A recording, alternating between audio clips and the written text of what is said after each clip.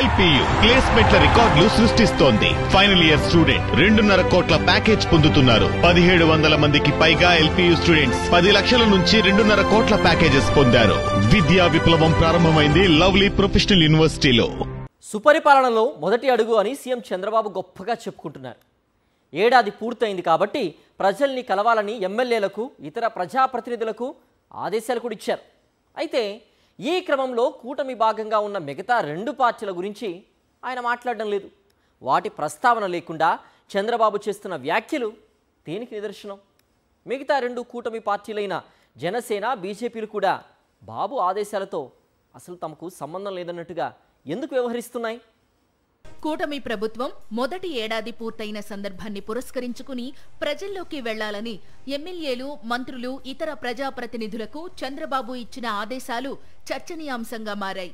ఇంతకాలం ఏ కార్యక్రమం చేసినా బీజేపీ, జనసేనలను కలుపుకుని పోతూ బృందగీతం ఆలపించిన చంద్రబాబు ఇప్పుడు సోలో సాంగ్కే ప్రాధాన్యత ఇవ్వడం కూటమి రాజకీయాల్లో ఆసక్తికర పరిణామమని రాజకీయ విశ్లేషకులు భావిస్తున్నారు.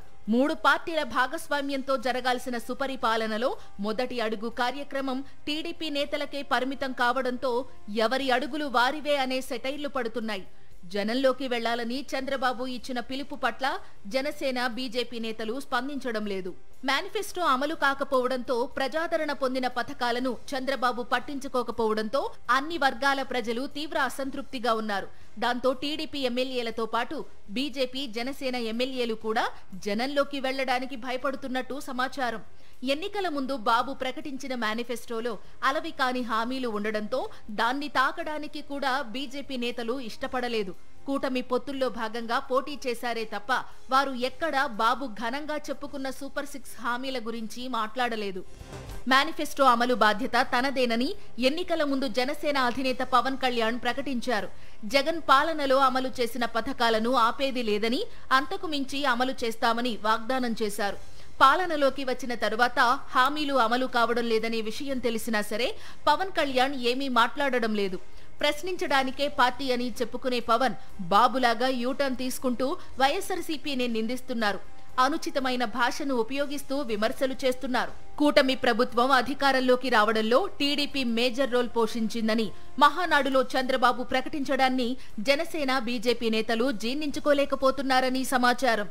పవన్ కళ్యాణ్ కారణంగానే కూటమి సర్కార్ ఏర్పాటు సాధ్యమైందని జనసేన నేతలు చెప్పుకుంటున్నారు. ప్రధాని నరేంద్ర మోదీ కారణంగా ఏపీలో కూటమి అధికారంలోకి వచ్చిందని బీజేపీ నేతలు చెబుతున్నారు. 3 పార్టీలు ఉమ్మడిగా కలిసి పనిచేస్తే కూటమి అధికారంలోకి వచ్చిందనే ప్రకటన మాత్రం ఇప్పటి వరకు 3 పార్టీల ముఖ్య నేతల నుండి రాలేదు. దాంతో కూటమిలోని 3 పార్టీల నేతల మధ్య గ్యాప్ పెరుగుతోందని రాజకీయ విశ్లేషకులు భావిస్తున్నారు. కీలక పదవులన్నిటినీ టీడీపీనే తీసుకుందని జనసేన, బీజేపీ నేతలు మొదటి నుంచి కోపంతో ఉన్నారు.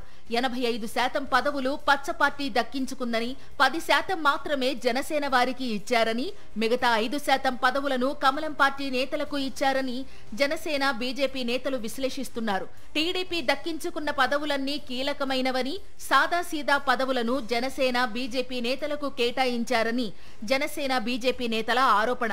దాంతో ఆ 2 పార్టీల నేతలు సుపరిపాలనలో మొదటి అడుగు కార్యక్రమానికి దూరంగా ఉంటున్నారని సమాచారం. వారిలోని ఆగ్రహాన్ని గ్రహించిన చంద్రబాబు ఇంటింటికి టీడీపీ కార్యకర్తలు వెళ్లాలని అంటున్నారే తప్ప కూటమిలో భాగమైన జనసేన, బీజేపీ నేతలను కలుపుకుని పోవాలని, ఆ పార్టీల కార్యకర్తలతో కలిసిపోయి పనిచేయాలని దిశానిర్దేశం చేయలేకపోతున్నారట. బీజేపీ రాష్ట్ర అధ్యక్షుడిగా ఆ పార్టీ సీనియర్ నేత, ఒరిజినల్ బీజేపీ నేతగా గుర్తింపు పొందిన మాధవ్ నియమితులయ్యారు. ఆయన ప్రమాణ స్వీకార సమయంలో బీజేపీ నేతలు ఒక అడుగు ముందుకు వేసి తమ మనసులోని మాటను బయటపెట్టారు. కూటమి ప్రభుత్వంలో బీజేపీకి తీవ్ర అన్యాయం జరుగుతోందని, తమకు ప్రాధాన్యత లేదని, రానున్న లోకల్ బాడీ ఎన్నికల్లో అయినా బీజేపీ నేతలకు, కార్యకర్తలకు న్యాయం జరిగే విధంగా కొత్త అధ్యక్షుడు మాధవ్ ప్రయత్నం చేయాలని సూచించారు. బీజేపీ లేకపోతే కూటమి ప్రభుత్వం ఏర్పడేది కాదనే విషయాన్ని టీడీపీ తెలుసుకోవాలన్నట్టుగా బీజేపీ నేతలు మాట్లాడిన తీరు చర్చనీయాంశంగా మారింది. కూటమిలోని లుకలుకలకు నిదర్శనంగా నిలుస్తోంది.